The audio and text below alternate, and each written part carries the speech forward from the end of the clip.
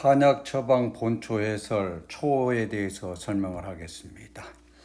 초호는 당나라 때 후령국이라는 사람이 쓴 약보라는 책자에 처음 등장을 하게 되는데, 이 약보라는 책은 약물 이름을 은어로 기록한 책자입니다. 그래서 약물 명칭이나 이명 연구에 굉장히 중요한 서적인데, 여기에 초호라는 이름이 나오고요.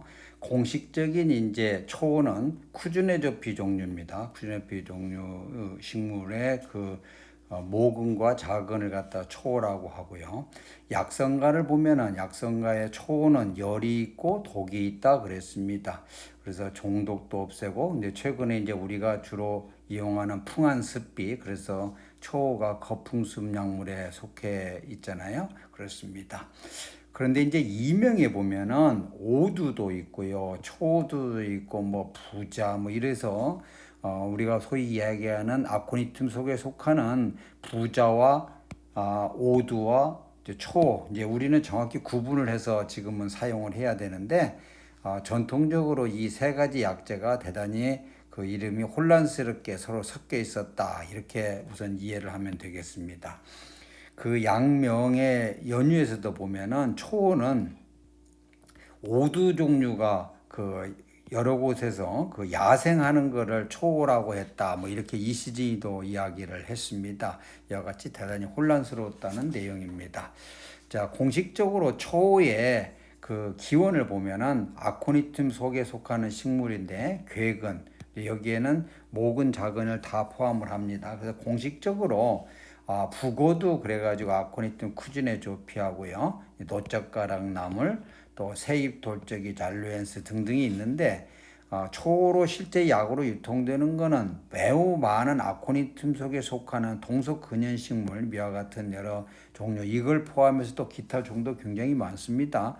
그 식물의 괴근, 목은 자근을 포함해서 그냥 초라고 하고요. 이제 공식적으로는 아코니툼 칼미첼리, 이제 그 부자 종류만 따로 독립을 해가지고 부자 천호로 그렇게 분류를 해서 우리가 약으로 사용을 하고 있습니다. 아코니틴 쿠즈네조피, 거의 북오두라고 하는 것은 우리나라의 그 북부 지역입니다. 그러니까 휴전선 이북 지역이기 때문에 남한에서는 볼 수가 없습니다. 중국의 대표종으로 되어 있고요. 우리나라의 경우에는 남쪽 같은 경우는 이제 노젓가락 나물, 우리가 쉽게 볼 수 있는 노젓가락 나물, 또 가끔 보는 세입돌적이 등등이 있습니다. 이게 노젓가락과 세입돌적이는 한국과 중국의 동북 지역, 화북 등에 분포를 합니다. 성분은 북어들을 기준으로 놓고 보더라도 부자와 대단히 유사합니다. 대표적인 알칼로이드 성분인 아코니틴, 하이게나민 등을 주 성분으로 하고 있습니다. 양리작용을 보면은 이제 초에 대한 양리작용을 한 걸 보면 거의 진통작용, 우리가 거풍습 약물로 사용하는 거하고 거의 일치하죠. 그다음에 이제 초의 독성 때문에 감초 흙 들어가지고 포제를 해도 진통 효과는 유지된다. 그리고 이제 기타 소형, 강심 등등등 여러 가지 실험 보고가 있습니다. 사용량은 1.5에서 6g인데 독성 약물이기 때문에 용량을 대단히 신중하게 사용을 해야 됩니다. 약성은 열이 있고 대독하다 그랬어요. 규경은 이렇고요. 효능 주치에 보면은 거풍, 제습, 온경, 지통, 그래서 우리 공식적으로는 이제 거풍습, 지비통 약물이죠. 비통약에 속하는 배속이 되어 있습니다. 그런데 우리가 얘기했듯이 부자나 천호 같이, 부자, 천호는 온리약에 속해 있습니다. 똑같은 아코니툼 속에서 우리가 부자, 천호, 초호로 나눠서 할 때 초호는 이제 거풍습, 지비통, 주로 통통에 대한 그 제압을 목적으로 응용이 된 그런 기록을 가지고 있습니다. 임상응용이 초호의 임상응용의 문헌에 나와 있는 거 보면은 사호산, 초호활독산 등등이 있는데, 어디다 보면은 음저 종경, 옹저 종독 해가지고 전부 다 보면 주로 종기에 관계된 내용입니다. 종기에 관계된 내용. 그래서 이제 아코니툼 속에 속하는 것 중에 종기에 응용할 때 초호를 응용했다는 것을 볼 수가 있는데요. 실제 민간에서 또 우리 지금 약재로 사용하는 거에는 신경통 관절염의 거풍습 목적으로 사용하는 게 많잖아요. 그거는 이제 초, 천호, 부자로 연결되는 그 연결선상에서 이해를 하면 됩니다. 초도 역시 중독증이 있죠. 설, 마비, 오심, 현우, 사지마비, 부자 중독하고 같잖아요. 그래서 부자 중독 해독법과 동일하게 당연히 복용을 좀 중지해야 되고요. 한의학적으로 성질이 차고 해독시키는 약, 감두탕이나 죽엽석고탕 등을 사용을 해야 될 겁니다. 해설해 보면 거풍습약으로 거풍습지 비통약에 속하고 승습공동약 그랬습니다. 승습공동약 그 습을 주로 없앤다. 오두와 비슷하다. 또 보양시키는 효력은 오두에 미치지 못한다. 거풍 통비시키는 것은 오두보다 우수하다 등등등 해서 여러 가지 내용이 있는데 이걸 모든 걸 정리를 하면은 그 많은 문장에서 혼란스러울 수밖에 없는 그런 내용이 많은데 예를 들어서 이런 겁니다. 온리력은 오두에 미치지 못하지만 거풍습력은 오두보다 우수하다. 부자는 치안의 장이 되고 오두는 치풍의 장이 된다. 오두는 축한하고 초는 거풍한다. 그럼 벌써 여기에서 거풍이 여기서는 오두를 얘기하고 초를 얘기하고 등등등 해서 서로 혼란스럽게 되어 있는데 모든 걸 정리를 하면은 온리력을 기준으로 하면은 부자가 가장 세고요. 초가 가장 약하고 중간에 위치하고 있는 게 천호고 거풍습력을 진통 소염에 대한 거풍습력을 비교하면 초가 가장 세고 부자가 약하고 천호는 그 가운데에 속해 있다. 그래서 이제 요 두 개는 온리약에 요 초호는 거풍습지 위통약에 속해 있는 걸 볼 수가 있죠. 본초구진 문장에 보면은 이런 내용이 잠깐 나와 있습니다. 부자를 예를 들어서 대장 원양한다. 주로 하초에 편향되어 있다. 하초를 따뜻하게 하는 그런 약물이잖아요. 천웅의 이제 천호의 그 이명이 천웅이 있잖아요. 천웅은 보면은 준명한 것이 부자에 좀 감해되어 있고 이렇게 이야기를 했습니다. 그다음에 여기 보면은 천호를 또 이야기를 했고 천호는 풍습 동비에 사용을 했고 그러나 초를 얘기하는 거 보면 초는 굉장히 성격이 강렬하다. 유치에 주로 많이 활용을 했다. 그래서 아까 그 유치에 주로 종기에 응용됐던 그런 기록으로 이렇게 정리를 하고 있는 걸 볼 수가 있습니다. 그러나 총강은 온리력을 비교하고 거풍습을 비교한 요걸 기준으로 하면 되겠습니다. 기본적으로 부자, 천호, 초호는 한 패에 사용하는 약물입니다. 가끔 10패에 사용되는 경우가 있는데 이거는 그 같이 배합되는 약재를 보면은 반자로 사용됐던 걸 이해할 수도 있고요. 그 다음에 이열치열, 이독공독의 효과를 이용한 것으로 하면 해석이 가능합니다. 민간에서 많이 복용하고서 이제 초중독이 되는 경우에 민간에서 대처 방법이 보면은 명태를 끓여 먹는 거, 돼지족과 함께 끓이는 거, 돼지 머리와 함께 끓이는 거 이런 방법을 많이 사용을 합니다. 한의학적으로 해석하자면 이 명태, 돼지족, 돼지 머리가 모두 한성에 속하는 식품이라는 겁니다. 그래서 초의 열하고 열학에 대한 내용이고 또 식품 영양학적으로 보면 모두 동물성 단백질과 지방이잖아요. 동물성 단백질과 지방, 동물성 단백질은 알다시피 이뇨시키는 거고요. 지방은 또 지방진료에서 흡수속도를 늦추게 되고 그래서 초를 거기에서 명태와 함께 끓여서 사용하고 돼지죽과 함께 끓여서 돼지물에 끓여서 사용하고 또 중독이 됐을 때도 나중에 초 독에 대한 독성을 나중에 없애기 위해서도 이런 걸 먹는 걸 보면은 전체적으로 한의학적인 내용으로는 이와 같은 부분으로 정리를 할 수가 있다. 이렇게 할 수 있습니다. 부자, 천호, 초호의 한의학 문헌에 나와 있는 기록입니다. 온리약에 속한다고 그랬죠. 부자와 천호는요. 초호는 거풍습약에 속하고요. 근데 부자는 온리약 중에서 온하초약, 천호는 온리거풍습약, 초호는 거풍습 비통약. 그래서 전체적으로 보면 온리시키는 거는 이쪽으로 가면 갈수록 세고 거풍습 시키는 건 그 반대로 이렇게 정리를 할 수가 있겠습니다. 수치는 마코니튬 속에 속하는 거니까 가장 보편적이고 많이 등장하는 감두탕을 경유하는 해독법이죠. 감두탕. 그래서 아코니튬 속에 갖게 된 거는 많은 그 수치법을 정리하게 되면 두 가지입니다. 두 가지가 그러면 감두탕을 응용한 거, 또 혹은 열을 가해가지고 그 하는 거. 그래서 끓이든지 삶든지 뭐 말리든지 뭐 등등한 걸 볼 수가 있습니다. 또 이에 관계된 그 양리학적인 그 기전이 이미 밝혀져 있습니다. 열을 하고 감두탕으로 하게 되면 독성이 어떻게 변화가 된다는 거요. 원래는 포제 사용하는 것이 원칙입니다. 냉수에 침하고 감두탕에 접으라고 또 생강탕에 넣고 뭐 백심이 없어질 정도로 끓여가지고 어쩌고 하는 이 모든 것이 감두탕과 열에 관계된 걸로 그렇게 정리를 할 수가 있습니다.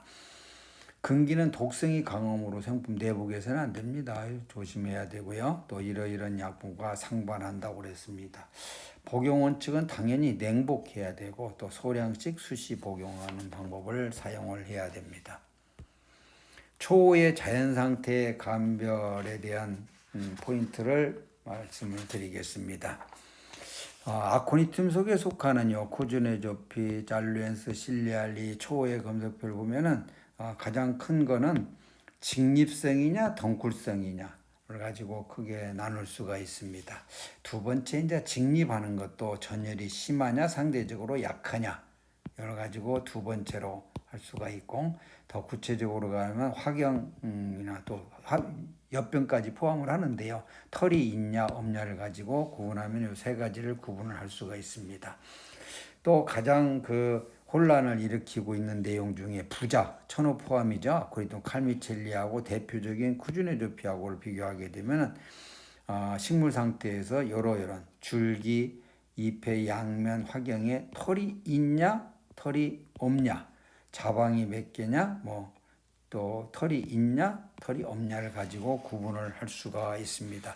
식물체 상태에서는 구분이 특징적인 거이기 때문에 구분이 가능하지요. 대표적인 아코니튬 쿠즈네조피의 식물 형태 특징을 먼저 설명을 하겠습니다. 줄기는 직립합니다. 털이 없고요. 잎은 삼전열하고 아코니튬 속이기 때문에 당연히 총상화로서 투구 모양이고 과실은 골돌과고 그렇습니다. 아코니튬 쿠즈네조피입니다. 직립하지요. 직립파이죠. 잎이 보면은 세 개로 짝짝 찢어져 있는 걸 볼 수가 있습니다. 삼전열합니다. 꽃은 총상화서고요. 확대해서 보게 되면 이게 투구 모양. 그래서 아코니튬 속의 특징이 투구 모양을 하고 있는 거잖아요. 이제 노젓가락 나물입니다. 대체적으로 부고도와 비슷합니다. 노젓가락 나물. 근데 이거는 덩쿨성입니다. 덩쿨성인 거가 대표적인 특징이고 털이 조금 있습니다. 털이 조금 있고 화서축과 소각에도 털이 있습니다. 노젓가락 나물이라는 거는 원래 이름이 붙었던 연유가 이렇게 야생에서 이 줄기를 이렇게 젓가락 모양이어가지고 잘라가지고 젓가락으로 사용을 했던 그런 옛날 방식이 있었던가 봐요. 그렇게 사용한 다음에 이제 당연히 아코니튬 실리알리 독성이기 때문에 그 젓가락으로 사용한 다음에 독성 반응이 나타나겠죠. 혀가 마비되고 음식물 삼키기 힘들고. 네, 그래서 노젓가락 나물이라고 이름이 붙었다고 그렇게 되어 있습니다. 이와 같이 덩쿨성입니다.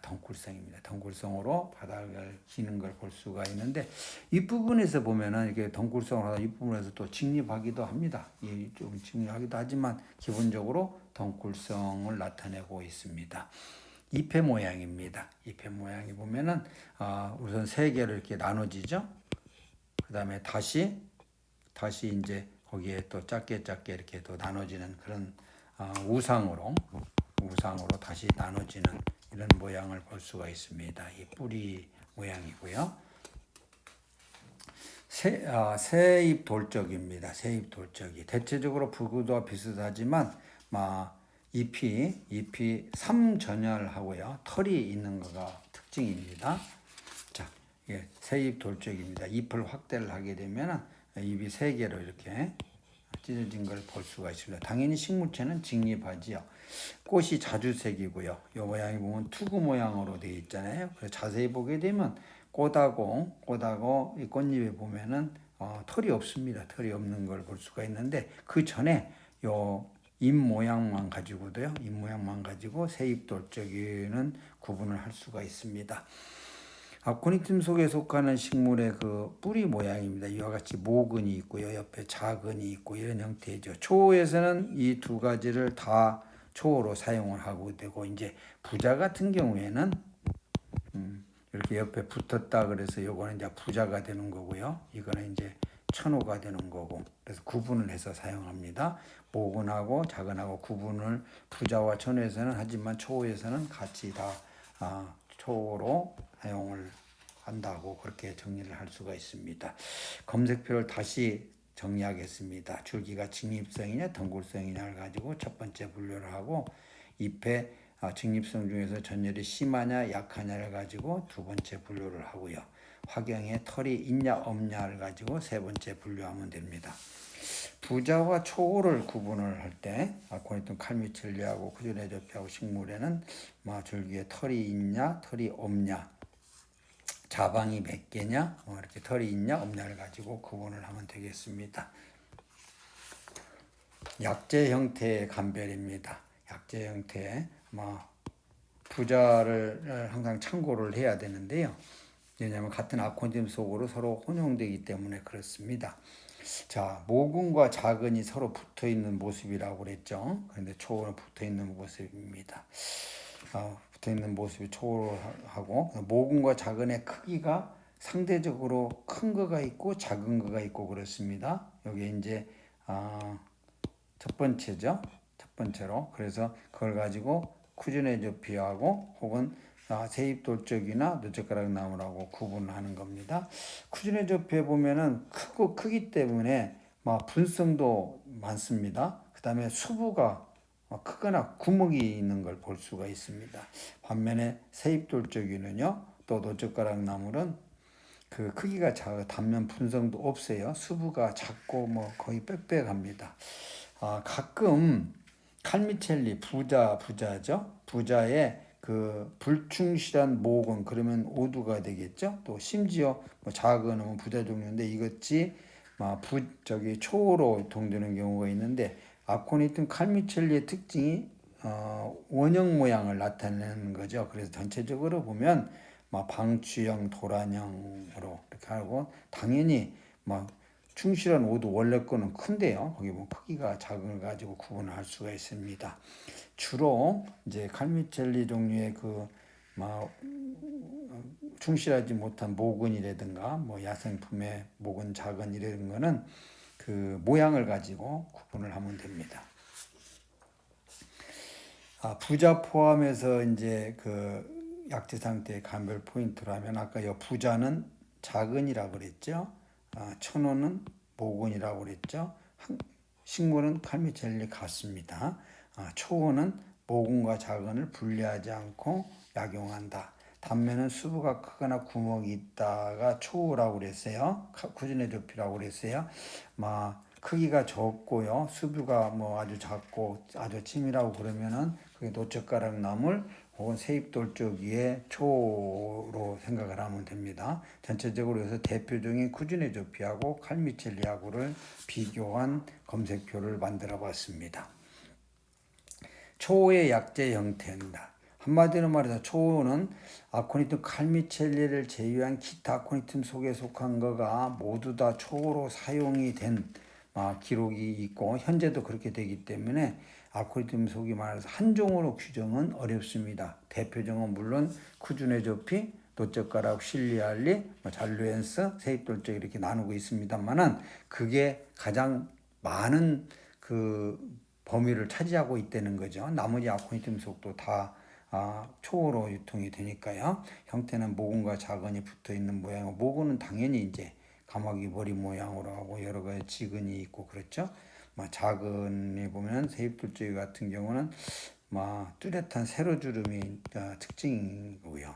절단면은 수부가 크거나 구멍, 아까 쿠즈네조피라고 그랬습니다. 그렇습니다. 약재형태 두 부고두에 보면 쿠즈네조피는 크고 분성이 있고 구멍이 있다고 그랬습니다. 노젓가락 나무는 상대적으로 작고 분성이 없고 수가 작고 충실하다고 그랬습니다. 오두 칼미첼리에 하는 거는 모양이 이렇게 둥글둥글한 모양을 나타낸다. 이렇게 이야기를 했습니다. 부고도 아코니tum 쿠즈네조피를 먼저 설명하면 대표적인데요. 이걸 보면은 가마귀 머리 같습니까? 요거는 이제 그 줄기 흔적이 있죠. 모근에서요. 줄기 자극이죠. 또 전체적으로 약간 구부러져 가지고 이렇게 그 까마귀 머리 모양이다. 그렇게 이야기를 했어요. 이렇게 모근이 있고 옆에 이렇게 붙어 있는 모습 등등으로 초에 자르기 전의 모습입니다. 아코니tum 쿠즈네조피는요, 자르고 보면 워낙 크기 때문에요, 가운데 수부가 이렇게 구멍이 뻥뻥 뚫려 있는 거를 볼 수가 있습니다. 서로 있다 하더라도 보면 이렇게 구멍이 나는 걸 볼 수가 있죠. 그리고 전체적으로 이게 충실하기 때문에 그 분성이 많습니다. 가루가 많다는 거예요. 물론 회백색으로 분성이 많은 거가 쿠즈네조피의 특징입니다. 물론 더 큰 거는 이와 같이 구멍이 확실하면은 쿠즈네조피가 맞습니다. 근데 이걸 가지고 이제 그 법제를 하잖아요. 법제를 하게 되면은 아까 말하는 감초 흑도에다 하고 생강탕에다 하고 어쩌고 저쩌고 해서 이제 그 마지막에 볶는단 말이에요. 그런데 그게 강한 불이냐 중간 불이냐 약한 불이냐에 따라서 당연히 강한 불, 중간 불, 약한 불로 해서 겉에 색깔이 달라지겠죠. 그래서 강한 불로 하는 거는 막 흑색, 정확히 말하면 갈흑색이죠. 그리고 약한 불로 하게 되면 황백색으로 모양을 나타내는 걸 볼 수가 있습니다. 단면을 자세히 보게 되면 단면에 보면은 고리 모양의 유관속이 있는 것을 보게 될 겁니다. 고리 모양의 유관속이요. 있다면은 이제 고리 모양의 유관속 모양이 나타나는 걸 볼 수가 있습니다. 우리가 약재를 절단했을 때의 모습을 관찰을 할 때는 항상 염두에 두는 거가 자르기 전에 원래 모습을 연상을 하고요. 그거를 잘랐을 때 이런 모양이 될 수 있겠다. 더군다나 이와 같이 수치를 해서 볶고 지지고 막 이런 모양이 되게 되면 모양이 좀 변형이 되겠죠. 변형이 된 걸 염두에 둬서 전체적으로 감별을 하면 됩니다. 이와 같이 감별을 한 다음에 마지막 확인을 하기 위해서요, 이걸 갖다가 혀에다가 놓고서 약간 잘근잘근 씻게 되면은 당연히 쓰고 마비감이 나타나는 거죠. 물론 삼키면 안 됩니다. 뱉어내야 되죠. 물로 뱉어내야 되고요. 도적가락 나무라고 세입돌적이는요, 그 두 가지 약재를 약재 상태에서 구분하는 것은 큰 의미는 없습니다. 전체적으로 보면은요, 이렇게 장원주형 모양을 나타냅니다. 좀 길고 기둥 모양을 나타내는 거죠. 그래서 좀 확대하게 되면은 이와 같은 모양을 나타내게 됩니다. 여기는 이제 줄기 자국이고요. 근데 특징적인 게 보면은 이와 같이 세로주름이 있어요. 세로주름. 이 자연 상태에서의 이 모습을 잘 기억을 해야만이 잘라졌을 때의 모습에서 연상을 할 수 있다고 그랬습니다. 뚜렷한 세로주름이 있는 것을 여기에서는 확인을 할 수가 있습니다. 다시 이제 좀 확대를 하게 되면 세로주름이 보이죠? 자, 분성으로 들어갑니다. 아까에 비해서 분성이 적지요. 그다음에 요게 지금 수부인데 수부가 작고 아주 충실한 걸 볼 수가 있습니다. 아까 고리 모양의 유관석은 요걸 얘기하는 겁니다. 이와 같은 모양으로 나타나게 되면 이게 이제 고리 모양의 유관석 구조입니다. 초의 약재 형태를 설명하는 걸 정리하겠습니다. 일종으로 규정이 어렵다고 그랬습니다. 모공과 자근이 붙어 있는 모습이다. 전체적으로 장 원추형을 나타내고 가마귀 머리 모양을 나타내고 표면에 보면 쭈그러진 세로주름이 있다. 아까 여러 개가 돌출된 지근도 일부 볼 수가 있고요. 자근으로 보게 되면 모근에 비해서 길죠. 세입돌적이 같은 경우에 특히 표면에 뚜렷한 세로주름이 굉장히 많다. 절단면에 보면 형성층 환문, 다각형의 고리 모양의 층을 나타내게 된다. 아까 이렇게 환상의 유관석 모양이 나타났죠. 쿠즈네조피 종류에서는 수부가 크거나 구멍이 있다 그랬습니다. 수치를 하면은 부르세기에 따라서 색깔이 다양해진다. 품질은 크고 단단하고 단면은 회복적으로 분성이 많고 혀의 마비감이 강하고 잔뿌리 등이 없는 것이 좋다. 이 지금 품질의 기준은 쿠즈네조피로 한 거예요. 이게 가장 많은 종류를 차지하고 있으니까요. 물론 우리나라의 민간에서는 가끔 채집이 되는 그 노젓가락 나무를 민간에서 명태하고 돼지 족하고 돼지 머리하고 이렇게 삶아서 신경통 관절염에 응용을 하고 또 가끔가다 중독도 발생하는 걸 볼 수가 있는데, 그거는 이제 아까 얘기한 대로 분성이 상대적으로 적고요. 이렇게 가운데 수부 구멍도 없고 그런 걸로 구분을 하면 됩니다. 자, 부고도 아까 뭔가 자간에 크기가 크고 분성이 있고 구멍이 있다고 그랬습니다. 노젓가락 나물이나 세입돌적이는 작고 분성도 없고 수가 얕고 충실하다 그랬습니다. 가끔 이품으로 혼입이 되는 부자의 칼미첼리의 그 어린 거는 칼미첼리 특징상 방추형이나 도란형으로 둥근 모양을 나타내요. 보통 우리가 부자를 그릴 때 이와 같은 모양으로 그리잖아요. 방추형이나 이렇게 그 도란형 모습을 나타내는 걸 볼 수가 있습니다. 약재상 때 감별 포인트의 검색표를 다시 한번 이야기하겠습니다. 모근과 자근이 서로 붙어 있는 모습이냐, 칼미첼리 모근만 사용하니까요. 그렇게 구분을 한 거고요. 네, 우리가 이 얘기하는 것 중에 이제 부고도하고 또 세입돌적이나 노젓가락 나무라고 비교를 하는 거는 크기가 크냐, 작냐, 분성이 많냐, 분성이 적냐, 수부가 크고 구멍이 있냐, 수부가 작고 충실하냐를 가지고 구분을 하면 되겠습니다. 부자하고 구분은 부자, 작은인 부자, 모근인 천호. 모근과 작은 이건 분리하는 거고요. 초 같은 경우는 분리하지 않고 사용하는 거니까요. 단면에 수부가 크거나 구멍이 있다. 이거는 구준의 두피를 설명을 한 거고 그렇습니다. 부자, 천호, 초의 감별 기준 요점을 이야기하겠습니다. 아코니툼 속 기원 식물은 칼미첼리와 기타 아코니툼 식물의 뿌리로 이렇게 구분을 하면 됩니다. 아코니툼 칼미첼리의 작은은 부자고요. 모근은 천호 혹은 오두, 아까 천웅도 있었죠. 이름은 많은데 또 천호두도 있고요. 그렇습니다.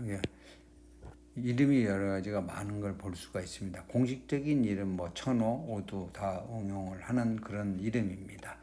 기타 아코니툼 속에 속하는 식물을 초로 일괄적으로 구분을 하고 있습니다. 부자, 천호, 초의 효능 구분은 아까 온이력에서 보면은 부자가 가장 좋고 초가 상대적으로 약하고 천호는 중간쯤에 속하고요. 거풍습력에는 초호가 가장 세고 부자가 상대적으로 약하고 천호는 중간쯤에 속하는 걸로 구분을 할 수가 있습니다. 이상으로 초호에 대한 내용을 모두 마칩니다. 이 내용과 의견을 달리하는 의견이 있으면은 또 혹시 우선 취급을 원하는 한방 약물이나 처방이 있으면은 내 메일입니다. 이 메일로 제안해주면 우선적으로 반영하도록 하겠습니다. 이상으로 초호에 대한 모든 설명을 마칩니다.